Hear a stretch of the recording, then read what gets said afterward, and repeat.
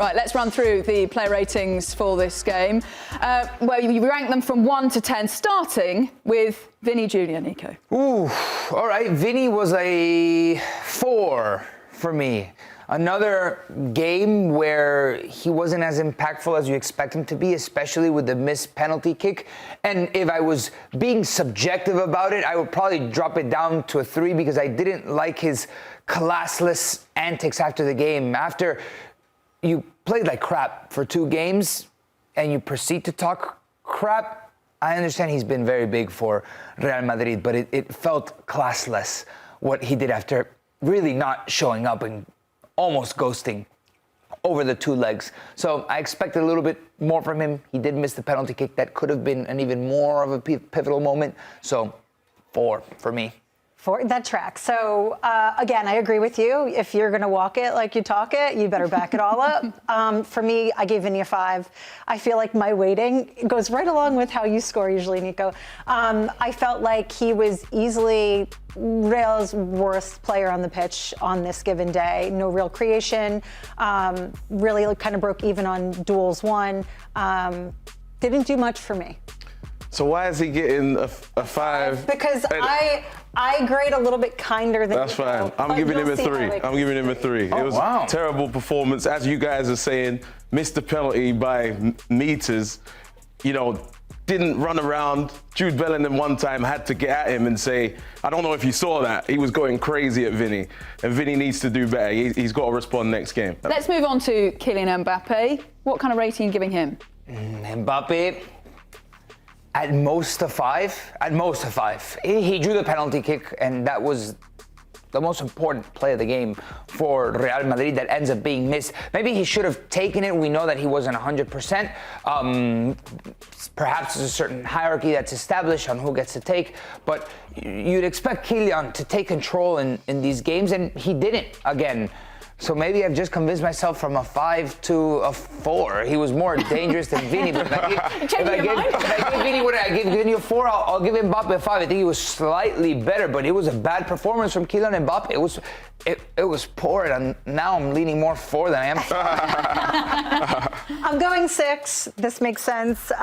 Obviously, better performance than Vini. His ball progression was good. He also drew the most heat, which is obviously, he's Mbappé. He's going to. He had the most fouls on him.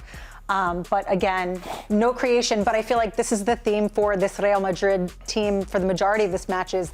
There was a lack of creation. There wasn't anybody really moving into spaces. They weren't getting opportunities or creating them. Yeah, there's not much more to say for Mbappé. I'm going 7 for Mbappé. Okay. He made the moment that should have made Real Madrid win the game by a bit of brilliance. He wasn't brilliant the whole game, but he also scored a really important penalty. That was high pressure at the end of it. So I think making a penalty, scoring a penalty, being on the winning team, I'll give him a 7.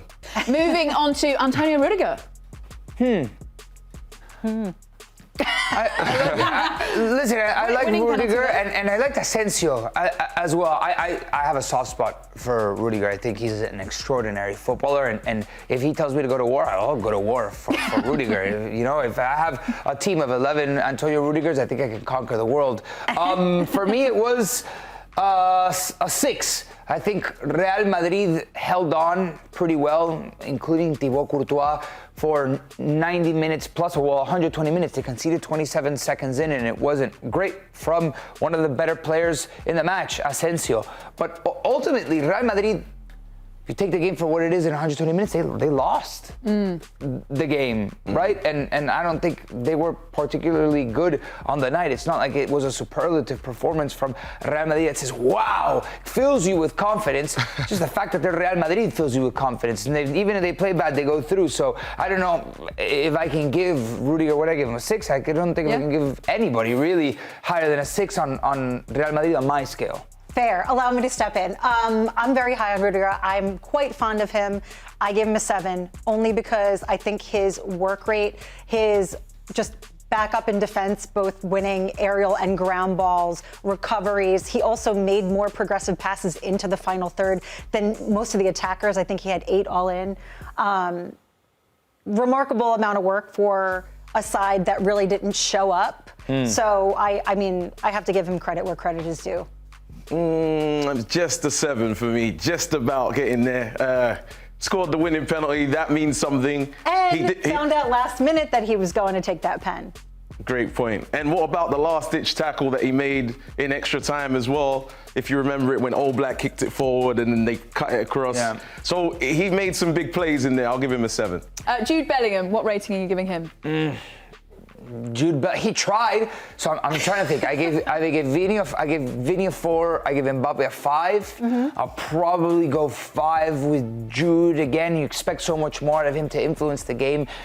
Real Madrid weren't that threatening the entire game, and Jude Bellingham wasn't that threatening, so I can't give him higher than a 5. I'm going with you with this one, 5 for Jude. Just a wet blanket performance out of him.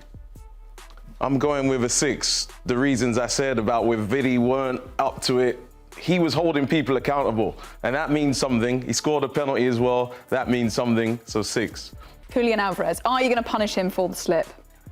No, I can't punish him for the slip. I'm almost grading this from 0 to 120. Yes, maybe scoring a penalty kick or missing a critical penalty kick like Julian Alvarez misses, but I can't blame him for a slip, especially after the 120 minutes he put in. For me, it's a 7. He was extraordinary. On a day that they're eliminated from the Champions League, for me, it's a 7. He was great.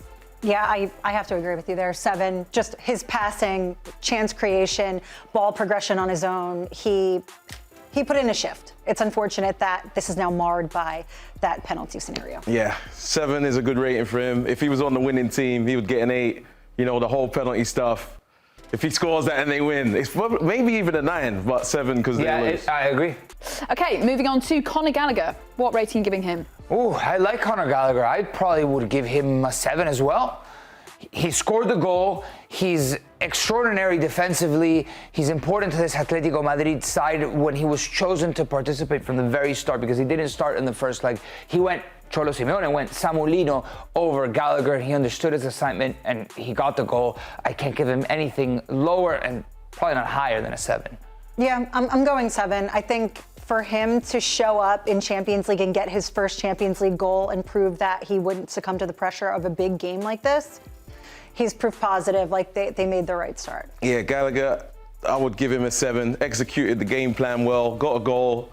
You know, unlucky to not be on the winning side. Now let's move on to Rodrigo, who got a standing ovation when he came off the pitch. Oh, Rodrigo de Paul.